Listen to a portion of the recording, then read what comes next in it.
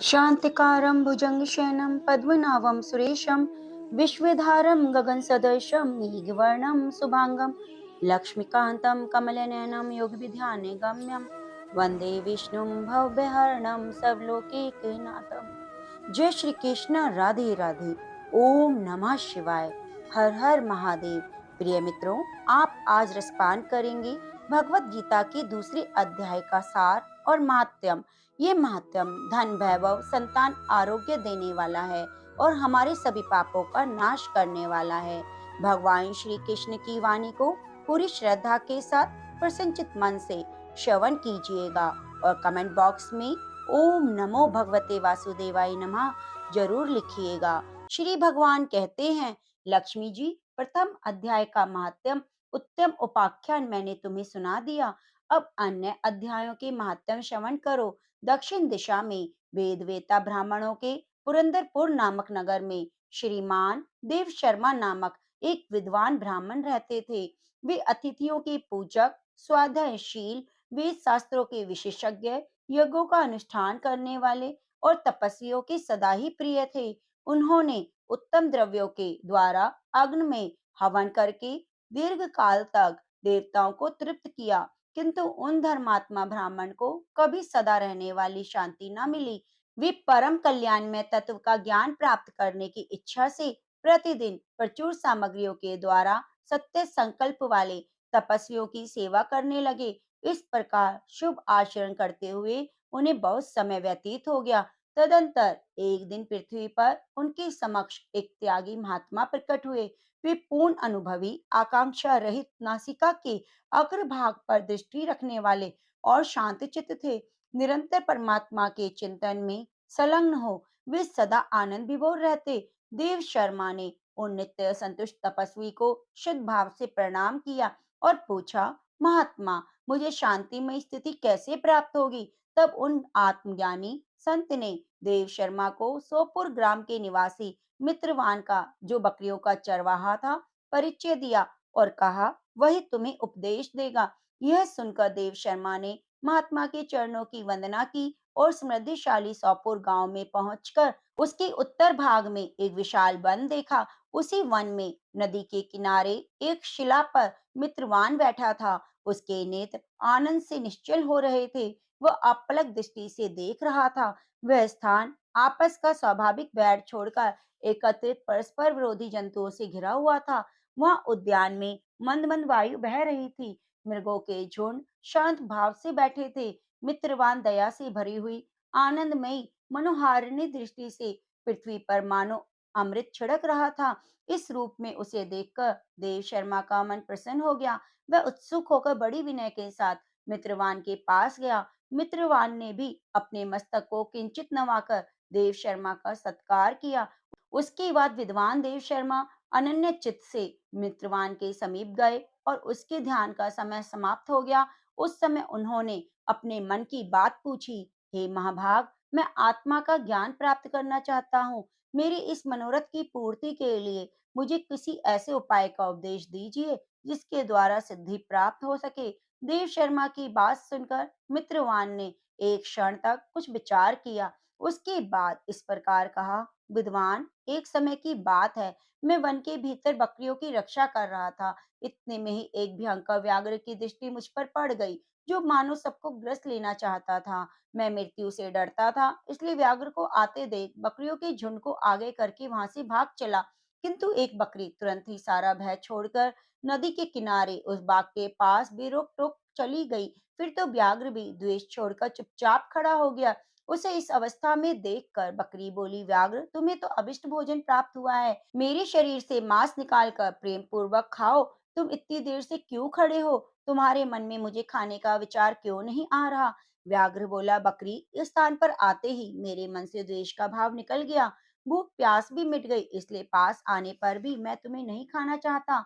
व्याघ्र के यूं कहने पर बकरी बोली, न जाने मैं कैसे निर्भय हो गई। इसमें क्या कारण हो सकता है? यदि तुम जानते हो तो बताओ। यह सुनकर व्याघ्र ने कहा, मैं भी नहीं जानता। चलो सामने खड़े हुए इस महापुरुष से पूछे। ऐसा निश्चय करके वे दोनों वहां से चल दिए। उन दोनों के स्वभाव में यह विचित्र परिवर्तन देखकर मैं बहुत विस्मय में पड़ गया। इतने में ही उन्होंने मुझसे ही आकर प्रश्न किया। वहां वृक्ष की शाखा पर एक वानर राज था। उन दोनों के साथ मैंने भी वानर राज से पूछा। विप्रवर, मेरे पूछने पर वानर राज ने आदर पूर्वक कहा, अजापाल सुनो, इस विषय में मैं तुम्हें प्राचीन वृत्तांत सुनाता हूँ। यह सामने वन के भीतर जो बहुत बड़ा मंदिर है, उसकी ओर देखो, इसमें ब्रह्मा जी का स्थापित किया हुआ एक शिवलिंग है। पूर्व काल में यहाँ सुकर्मा नामक एक बुद्धिमान महात्मा थे, जो तपस्या में संलग्न होकर इस मंदिर में उपासना करते। वे वन में से फूलों का संग्रह कर लाते और नदी के जल से पूजनीय भगवान शंकर को स्नान कराकर उन्हीं से उनकी पूजा करते। इस प्रकार आराधना का कार्य करते हुए सुकर्मा यहाँ निवास करते थे। बहुत समय के बाद उनके समीप किसी अतिथि का आगमन हुआ। सुकर्मा ने भोजन के लिए फल लाकर अतिथि को अर्पण किया और कहा, विद्वान, मैं केवल तत्व ज्ञान की इच्छा से भगवान शंकर की आराधना करता हूँ। आज इस आराधना का फल परिपक्व होकर मुझे मिल गया, क्योंकि इस समय आप जैसे महापुरुष मुझ पर अनुग्रह किया है। सुकर्मा के यह मधुर वचन सुनकर तपस्या के धनी महात्मा अतिथि को बहुत प्रसन्नता हुई। उन्होंने एक शिलाखंड पर गीता का दूसरा अध्याय लिख दिया और ब्राह्मण को उसके पाठ और अभ्यास के लिए आज्ञा देते हुए कहा, ब्राह्मण, इससे तुम्हारा आत्मज्ञान संबंधी मनोरथ अपने आप सफल हो जाएगा। यूं कहकर वे बुद्धिमान तपस्वी सुकर्मा के सामने ही उनके देखते देखते अंतर्ध्यान हो गए। सुकर्मा हैरान होकर उनके आदेश के अनुसार निरंतर गीता के द्वितीय अध्याय का अभ्यास करने लगा। तदंतर दीर्घ काल के बाद अंतःकरण शुद्ध होकर उन्हें आत्मज्ञान की प्राप्ति हुई। फिर वे जहां जहां गए वहां वहां तपोवन शांत हो गया। उनमें शीत उष्ण और राग द्वेष आदि की बाधाएं दूर हो गई। इतना ही नहीं, उन स्थानों में भूख प्यास का कष्ट भी जाता रहा और भय का सर्वथा अभाव हो गया।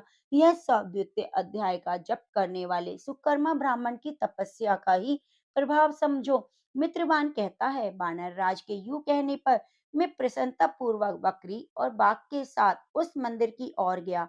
वहां जाकर शिलाखंड पर लिखे हुए गीता के द्वितीय अध्याय को मैंने देखा और पढ़ा। उसी की आवृत्ति करने से मैंने तपस्या का पार पा लिया। अतः भद्र पुरुष, तुम भी सदा द्वितीय अध्याय की ही आवृत्ति किया करो। ऐसा करने पर मुक्ति तुमसे दूर नहीं रहेगी। श्री भगवान कहते हैं, हे प्रिय, मित्रवान के इस प्रकार आदेश देने पर देव शर्मा ने उसका पूजन किया और प्रणाम करके पुरंदरपुर की राह ली। वहां किसी देवालय में पूर्वोक्त आत्मज्ञानी महात्मा को पाकर उन्होंने सारा वृतांत निवेदन किया। उन्हीं से द्वितीय अध्याय को पढ़ा। उनसे उपदेश पाकर शुद्ध अंतःकरण वाले देव शर्मा प्रतिदिन श्रद्धा के साथ द्वितीय अध्याय का पाठ करने लगे। उन्होंने प्रसन्नता के योग्य परम पद को प्राप्त किया। हे लक्ष्मी जी, यह द्वितीय अध्याय का उपाख्यान कहा गया है। ओम नमो भगवते वासुदेवाय नमः। जय श्री कृष्ण, राधे राधे। प्रिय मित्रों, अब श्रवण करते हैं भागवत गीता के दूसरे अध्याय का सार। संजय बोले कि पूर्वोक्त प्रकार से करुणा करके व्याप्त और आंसुओं से पूर्ण और व्याकुल नेत्रों वाले शोक युक्त उस अर्जुन के प्रति भगवान मधुसूदन ने यह वचन कहा, हे अर्जुन, तुमको इस विषम स्थल में यह अज्ञान किस हेतु से प्राप्त हुआ है, क्योंकि यह ना तो श्रेष्ठ पुरुषों से आचरण किया गया है, न स्वर्ग को देने वाला है, न कीर्ति को करने वाला है। इसलिए हे अर्जुन, नपुंसकता को मत प्राप्त हो, ये तेरे योग्य नहीं है। हे परंतप, तुच्छ हृदय की दुर्बलता को त्याग कर युद्ध के लिए खड़ा हो जा। तब अर्जुन बोले, हे मधुसूदन, मैं रणभूमि में भीष्म पितामह और द्रोणाचार्य के प्रति किस प्रकार बाणों से युद्ध करूंगा, क्योंकि हे अरिसूदन, वे दोनों ही पूजनीय हैं। इसलिए इन महानुभाव गुरुजनों को न मारकर इस लोक में भिक्षा का अन्न भी भोगना कल्याणकारक समझता हूँ, क्योंकि गुरुजनों को मारकर इस लोक में रुधिर से सने हुए अर्थ और काम रूप भोगों को ही भोगूंगा। और हम लोग यह भी नहीं जानते कि हमारे लिए क्या करना श्रेष्ठ है, और यह भी नहीं जानते कि हम जीतेंगे या वो हमको जीतेंगे।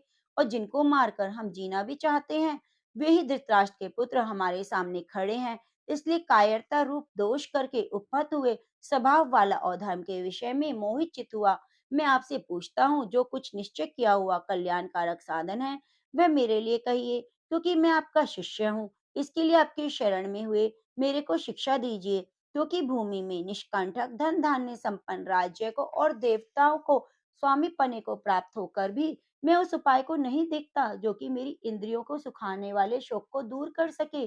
संजय बोले, हे राजन, निद्रा को जीतने वाले अर्जुन अंतर्यामी श्री कृष्ण महाराज के प्रति इस प्रकार कहकर फिर श्री गोविंद भगवान से युद्ध नहीं करूंगा ऐसा स्पष्ट कहकर चुप हो गए।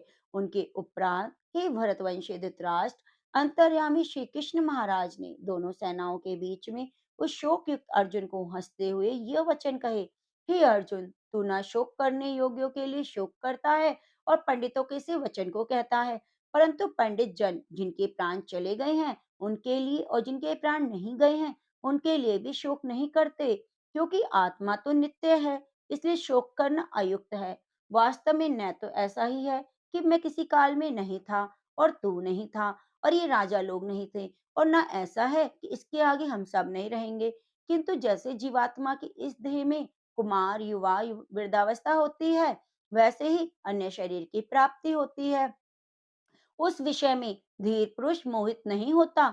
जैसे कुमार, युवा, जरावस्था, स्थूल शरीर का विकार अज्ञान से आत्मा में भासता है, वैसे ही एक शरीर से दूसरे शरीर को प्राप्त होना रूप सूक्ष्म शरीर का विकार भी अज्ञान से ही आत्मा में भासता है। इसलिए तत्व को जानने वाला धीर पुरुष इस विषय में नहीं मोहित होता।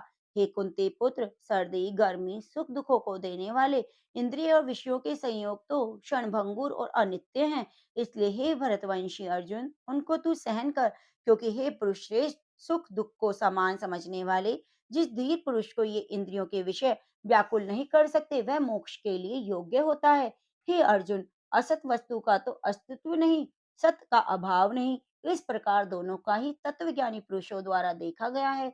इस न्याय के द्वारा नाश रहित जो उसको जान की जिससे ये संपूर्ण जगत व्याप्त है, क्योंकि इस अविनाशी का विनाश करने में कोई समर्थ नहीं, और नाश रहित अप्रमेय नित्य स्वरूप जीवात्मा के ये सब शरीर नाशवान कहे गए हैं। इसलिए हे भरतवंशी अर्जुन, तू युद्ध कर। जो इस आत्मा को मारने वाला समझता है और जिसको मरा मानता है, वे दोनों ही नहीं जानते, क्योंकि ये आत्मा न तो मरती है न मारी जाती है। यह आत्मा किसी काल में भी न जन्मती है न मरती है, न आत्मा हो या फिर होने वाली हो, क्योंकि यह अजन्मा, नित्य, शाश्वत और पुरातन है। शरीर के नाश होने पर भी ये नाश नहीं होती। हे प्रथापुत्र अर्जुन, जो पुरुष इस आत्मा को नाश रहित, नित्य, अजन्मा, अव्यय जानता है, वह पुरुष कैसे किसको मरवाता है और कैसे किसको मारता है। और यदि तू कहे मैं तो शरीरों के वियोग को शोक करता हूँ, तो यह भी उचित नहीं, क्योंकि जैसे मनुष्य पुराने वस्त्रों को त्याग कर दूसरे नए वस्त्रों को ग्रहण करता है, वैसे ही जीवात्मा पुराने शरीरों को त्याग कर दूसरे नए शरीरों को प्राप्त होती है।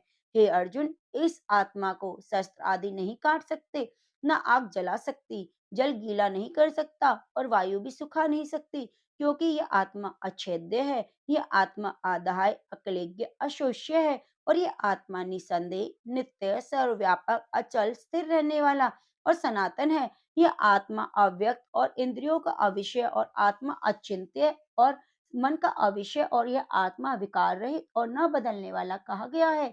इससे हे अर्जुन, इस आत्मा को ऐसा जानकर कि तू शोक करने योग्य नहीं है, तू शोक करना उचित नहीं है। यदि इसको सदा जन्मने और सदा मरने वाला माने तो भी हे अर्जुन इस शोक करने योग्य नहीं है, कि ऐसा होने से तो जन्मने वाले की निश्चित मृत्यु और मरने वाले का निश्चित जन्म होना सिद्ध है।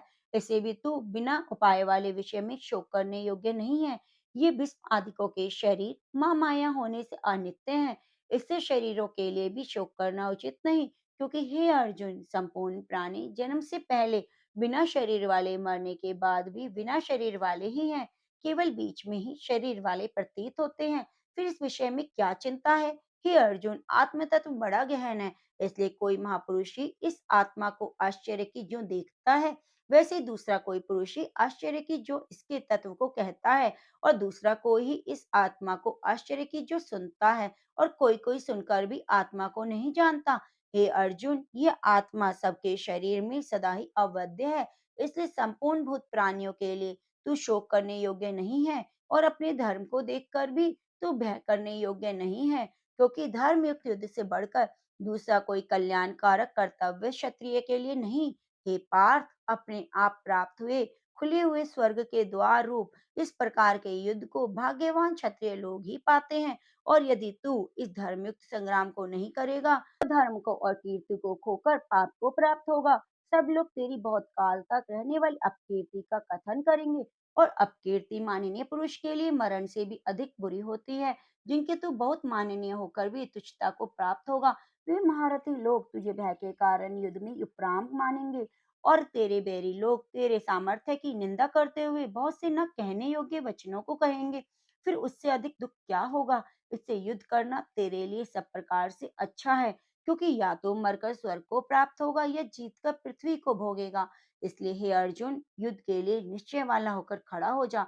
यदि तुझे स्वर्ग और राज्य की इच्छा ना हो, तो भी सुख दुख लाभ हानि जय पराजय को समान समझकर उसके उपरांत युद्ध के लिए तैयार हो। इस प्रकार युद्ध करने से तू पाप को प्राप्त नहीं होगा। हे पार्थ, ये बुद्धि तेरे लिए ज्ञान योग्य के विषय में कही गई है। और इसी को अब निष्काम कर्म योग के विषय में सुन। जिस बुद्धि से युक्त हुआ तू कर्मों के बंधन को अच्छी तरह से नाश करेगा। इस निष्काम कर्म योग में आरंभ का अर्थात बीज का नाश नहीं है, और उल्टा फलस्वरूप दोष भी नहीं होता। इसलिए उस निष्काम कर्म योग रूप धर्म का थोड़ा भी साधन जन्म मृत्यु रूप महान भय से उद्धार कर देता है। हे अर्जुन, इस कल्याण मार्ग में निश्चयात्मा बुद्धि एक ही है, और अज्ञानी पुरुषों की बुद्धियां बहुत भेद वाली अनंत होती हैं। हे अर्जुन, जो सकामी पुरुष केवल फलश्रुति में प्रीति रखने वाले, स्वर्ग को ही परम श्रेष्ठ मानने वाले, इससे बढ़कर और कुछ नहीं ऐसे कहने वाले हैं, वे अविवेकी जन जन्म रूप कर्म फल को देने वाली और भोग ऐश्वर्य की प्राप्ति के लिए बहुत सी क्रियाओं के विस्तार वाली इस प्रकार की जिस दिखाऊ शोभायुक्त वाणी को कहते हैं, उस वाणी द्वारा हरे हुए चित्त वाले, भोग और ऐश्वर्य में आसक्ति वाले उन पुरुषों के अंतःकरण में निश्चयात्मक बुद्धि नहीं होती। हे अर्जुन, वह सब वेद तीनों गुणों के कार्य रूप संसार को विषय करने वाले और प्रकाश करने वाले हैं। इसलिए तू असंसारी और निष्कामी, सुख दुखादि द्वंद्वों से रहित, नित्य वस्तु में स्थित और योगक्षेम को न चाहने वाला और आत्मपरायण हो। क्योंकि मनुष्य का सब और से परिपूर्ण जलाशय के प्राप्त होने पर छोटे जलाशय में जितना प्रयोजन रहता है, अच्छी प्रकार ब्रह्म को जानने वाले ब्राह्मण का भी सब वेदों में उतना ही प्रयोजन रहता है। जैसे बड़े जलाशय के प्राप्त हो जाने पर जल के लिए छोटे जलाशयों की आवश्यकता नहीं रहती, वैसे ही ब्रह्मानंद की प्राप्ति होने पर आनंद के लिए वेदों की आवश्यकता नहीं रहती। इससे तेरा कर्म करने मात्र में ही अधिकार होवे, फल में कभी नहीं। तू कर्मों के फल की वासना वाला भी मत हो, तेरी कर्म न करने में भी प्रीति न होवे।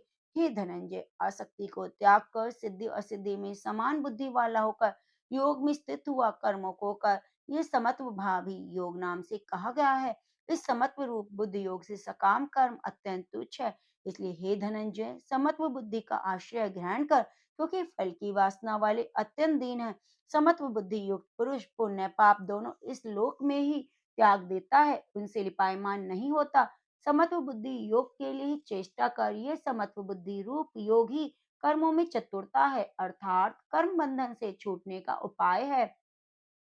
क्योंकि बुद्धि योग युक्त ज्ञानी जन कर्मों से उत्पन्न होने वाले फल को त्याग कर जन्म रूप बंधन से छूटे हुए निर्दोष अमृतमय परम पद को प्राप्त होते हैं।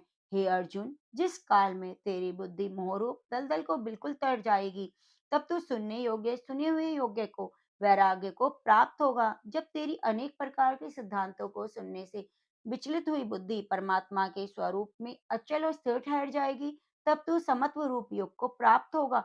इस प्रकार भगवान के वचनों को सुनकर अर्जुन ने पूछा, हे केशव, समाधि में स्थित स्थिर बुद्धि वाले पुरुष का क्या लक्षण है। स्थिर पुरुष कैसे बोलता है, कैसे बैठता है, कैसे चलता है। इसके उपरांत श्री कृष्ण महाराज बोले, हे अर्जुन, जिस काल में यह पुरुष मन में स्थित हुआ संपूर्ण कामनाओं को त्याग देता है, उस काल में आत्मा से ही आत्मा में संतुष्ट हुआ स्थिर बुद्धि वाला कहा जाता है। दुखों की प्राप्ति में उद्वेग रहित होता है मन जिसका, सुखों की प्राप्ति दूर हो गई है, स्पृहा जिसकी निष्ठा नष्ट हो गए हैं, और राग भय क्रोध जिसके, ऐसा मुनि स्थिर बुद्धि वाला कहा गया है। जो पुरुष सर्वत्र स्नेही हुआ, उन शुभ अशुभ वस्तुओं को प्राप्त न होकर प्रसन्न होता है, न द्वेष करता है, उसकी बुद्धि स्थिर है। और कछुआ अपने अंगों को जैसे समेट लेता है, वैसे ही पुरुष सब और से अपनी इंद्रियों को इंद्रियों के विषय में समेट लेता है, तब उसकी बुद्धि स्थिर हो जाती है। यद्यपि इंद्रियों के द्वारा विषयों को न ग्रहण करने वाले पुरुष के भी केवल विषय तो निवृत्त हो जाते हैं, परंतु राग नहीं निवृत्त होता। इस पुरुष का तो राग भी परमात्मा को साक्षात करके निवृत्त हो जाता है। और हे अर्जुन, जिससे कि यत्न करते हुए बुद्धिमान पुरुष के भी मन को ये प्रथम स्वभाव वाली इंद्रियां बलात् हर लेती हैं।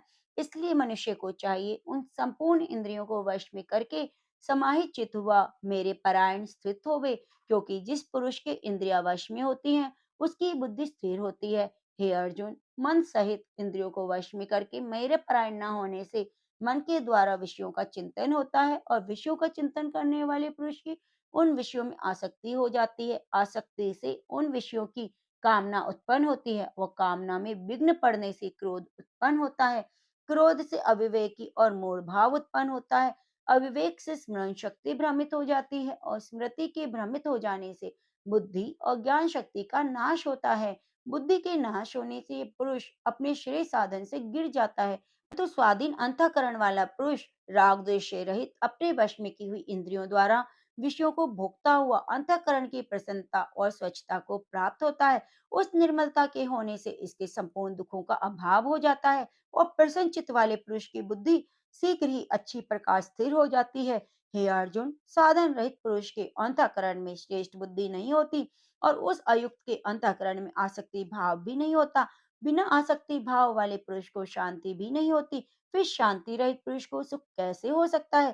क्योंकि जल में वायु नाव को जैसे हर लेती है, वैसे ही विषयों में विचरती हुई इंद्रियों के बीच में जिस इंद्रिय के साथ मन रहता है, वह एक ही इंद्रिय इस अयुक्त पुरुष की बुद्धि का हरण कर लेती है।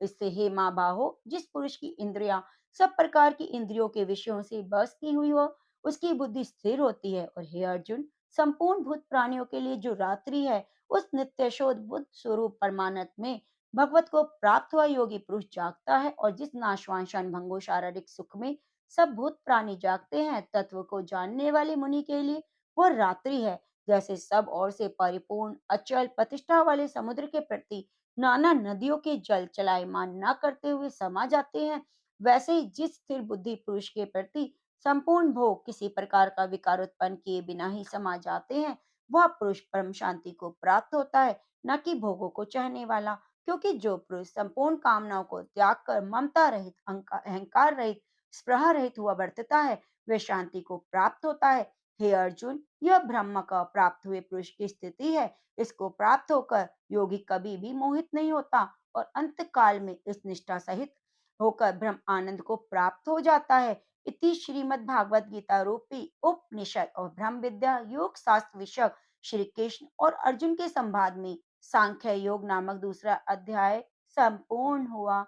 श्री कृष्ण गोविंद हरे मुरारी, हे नाथ नारायण वासुदेवा, हे नाथ नारायण वासुदेवा, हे नाथ नारायण वसुदेवा। प्रेम से बोलिए ओम नमो भगवते वासुदेवाय नमः।